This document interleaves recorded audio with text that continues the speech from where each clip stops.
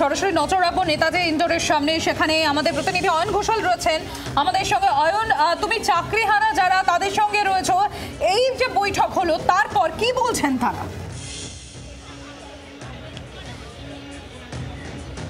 নেতাজি ইন্ডোরের বৈঠক শেষের পরে শহীদ মিনার প্রাঙ্গণে ফিরে এসছেন দূর দূরের জেলার অগণিত চাকরিহারা।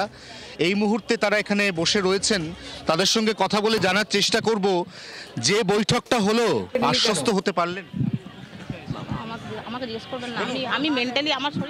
মন্তব্য করতে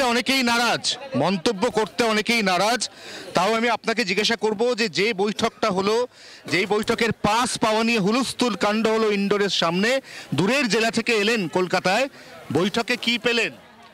বৈঠকে এটাই পেলাম যে দিদি আমাদের হচ্ছে মানবিক দিদি, মানবিক মুখ্যমন্ত্রী। তিনি মানুষের দুঃখ, মানুষের অভাব, মানুষের কষ্ট, মানুষের বেদনা এগুলো তিনি বোঝেন। তিনি আমাদের সামনে আজকের যে প্রতিশ্রুতি দিয়েছেন যে যোগ্যরা যেমন সসম্মানে চাকরি করত, সেই সসম্মানে যোগ্যরা স্কুলে যাবে এবং শিক্ষকতা করবে। ভলান্টিয়ারি না, ভলান্টিয়ারি নয়, যোগ্যরাই যাবে। এবং ওরা যাবে যে স্কুলে, সেটা কি ভলান্টিয়ারি যাবে? না, ভলান্টিয়ারি নয়। আমাদেরকে সবেতনেই মানে রাখবেন সবেতনে রাখবেন বলেছেন। হ্যাঁ, আপনি আশ্বস্ত দিদি? না, সেরকম ভাবে এখনো ঠিক বুঝে উঠতে পারছি না যে মানে ওর পরবর্তী কোথাও কোথাও ডাউট আছে। দিদি আপনি আশ্বস্ত? না, আশ্বস্ত আমরা নই এই মুহূর্তে। যতদিন না পর্যন্ত কার্যকর হচ্ছে সবটা, আমরা কিছুতেই আশ্বস্ত হতে পারছি না। আগে কার্যকর হবে, তারপর আমরা আশ্বস্ত হব। প্রত্যেকেই বলছেন। হ্যাঁ বলুন দিদি, বলুন। জিনিসটা যেন লিগালি এবং আমাদের পুরো চাকরিটা যেন সুনিশ্চিত হয়, তাহলেই আমরা সন্তুষ্ট থাকবো। বেশ, এটাই যেটা এখান থেকে উঠে এলো সেটা হচ্ছে একটা মিশ্র প্রতিক্রিয়া।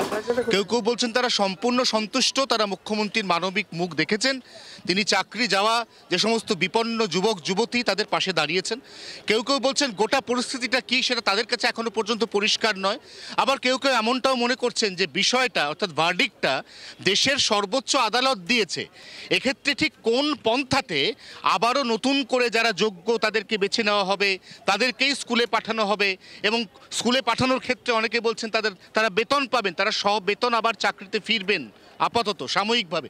এই গোটা প্রক্রিয়াটা কিভাবে হবে সেই নিয়ে কিন্তু কোথাও একটা ধোঁয়াশা প্রত্যেকের মনের মধ্যেই রয়েছে, কারণ বিষয়টা একটা আইনি বিষয়।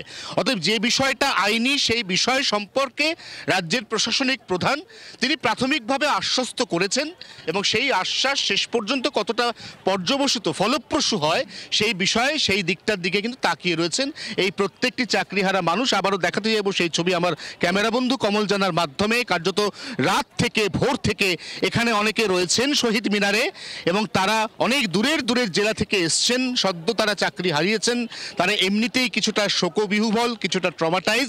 এই অবস্থায় মুখ্যমন্ত্রীর এই যে আজকের বৈঠক তাদের কিছুটা হলো ক্ষীণ হলেও একটা আশার আলো দেখাচ্ছে, এটাই কিন্তু তারা মনে করছেন।